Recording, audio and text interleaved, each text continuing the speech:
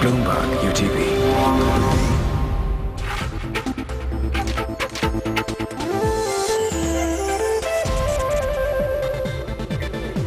Hello and welcome to Financial Planner, the show that takes complex financial concepts and breaks them down into easy, digestible bits. My name is Smriti Rao. On the show today, we have certified financial planner Sumit Ved, and together we're going to be talking about a couple of portfolios that have come into us via email. These are viewers who've written into us asking if their investment ideas were right and whether they were on track with those ideas. Sumit will go through these portfolios and then he'll tell you if they're working or not. So let's get started. If you want to send us your portfolios, if you want us to review them for you, we'd love to hear from you. Email us at financialplanner@utvmoney.com. Make sure that you mention, when you saw the show and what help you would require. Also, if you missed the show, don't worry, you can catch it online at utvmoney.com or on Facebook at facebook.com/Smriti Rao. Let's get started. Sumit, welcome. Happy New Year. Thanks a lot, and Happy New Year to you also. Thank you very much. So let's get started by making Animesh. He's a 22-year-old Mumbaiker. Let's start by giving him a New Year present, which is we'll review his portfolio for him.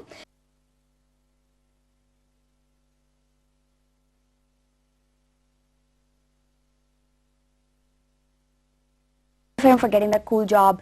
Now he says his salary is 3.5 lakhs per annum, and that the company will give him food and lodging. So he says that a lot of my expenses therefore will be taken care of because of that. Now, he says he took a look at his salary slip, but he still wants to get a better idea of what those different components in his salary slip mean. Let me give you an idea. So he wants to know things like, my salary slip says allowances. What does that mean? And when they say special conveyance, HR8, TDS, PF, what should I know about these particular subdivisions? Then he also wants to know how are these different components taxed. Is all of it taxed, or how much can I basically take home? And is there any way of increasing the amount of take-home salary? So let's ask this to Sumit, and it's a question that anyone who's just gotten a job and is just taking a look at a salary slip for the first time, it's a question that confounds many of them. Sumit, so what do you make of Animesh over there? 22 years old, wants to understand his salary breakup, basically his package. He wants to understand it better. Is that something that you hear often? Is that something that baffles a lot of people who've just started off working? It definitely does. But before I start answering the specific question on salary, I just want to make a perspective to you. Since it's a new year for sure, my request is when we review the portfolios, instead of saying we'll review the portfolios, let's start saying let's review the financial plans. Yes, financial plans. That's the resolution for us as a show. As a financial planner show, we should talk about it so that we can inculcate the same habit in our viewers, because it's a wholesome nature of financial plan which is much better than portfolio, which is only to do with investment. So let's review Animesh's financial plan. Let's start off by understanding salary. So now as soon as you talk about salary receipt, I go back to when I started my career. Okay. Which is a long time ago. A long time back. Not long time, I'm all that young, I'm not as old as you are. So when I started off, I had the same concerns. There's nobody who's trying to explain you what does this mean.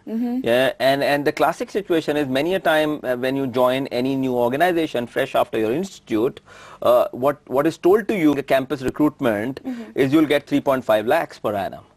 That's a gross figure. That's a cost to the company figure. You cannot do a CTC. You cannot do a simple 3.5 lakhs divided by 12 is what I take home or minus tax. It's not as simple as that.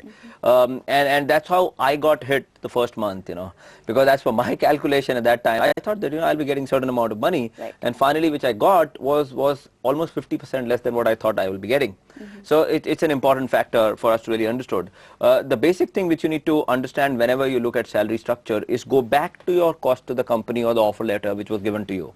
Every company, whenever recruits someone, goes and give you an offer letter which is supposed to give you a breakup of your compensation. Do not go to the cost to the company. That's misleading.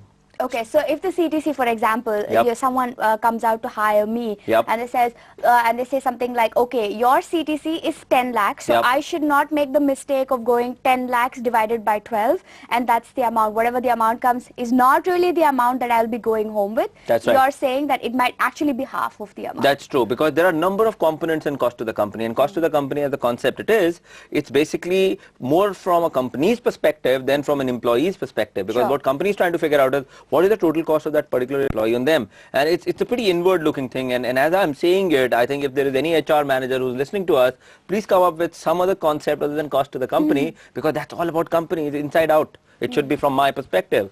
And that's when you understand the usual figures and cost to the company is the basic salary.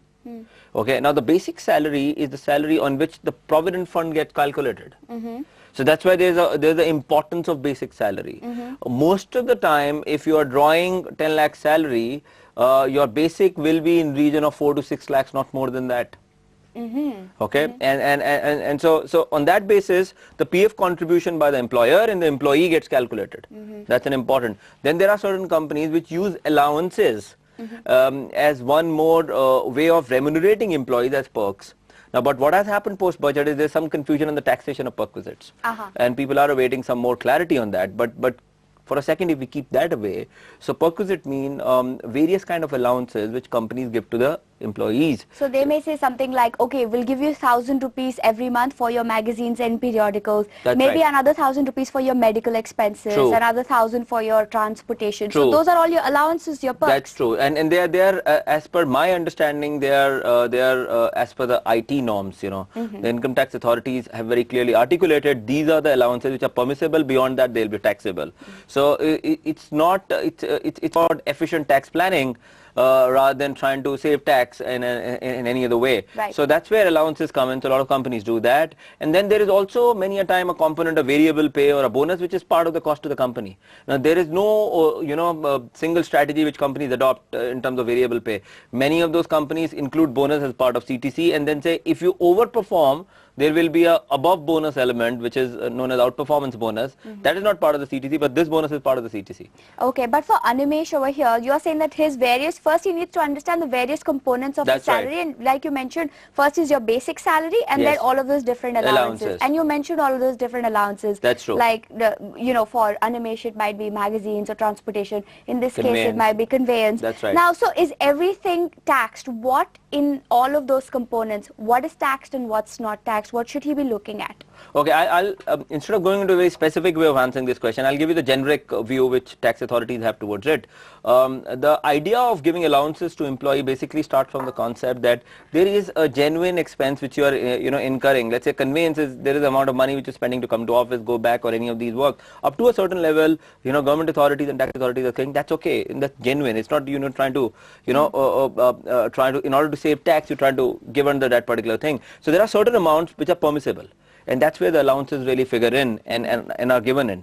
So those allowances basically help you to do efficient tax planning and reduce your tax burden, or in other words, tax deferment. So in Animesh's case, it's very clearly drawn out. A company like Infosys should have thought through and come up with a structure which is tax effective from a government's point of view and also from their employees' point of view, which is evident out there. Right.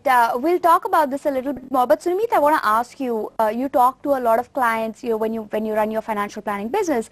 What are the sort of trends you're noticing among young people? What are they doing with their first salaries? Are they spending it all?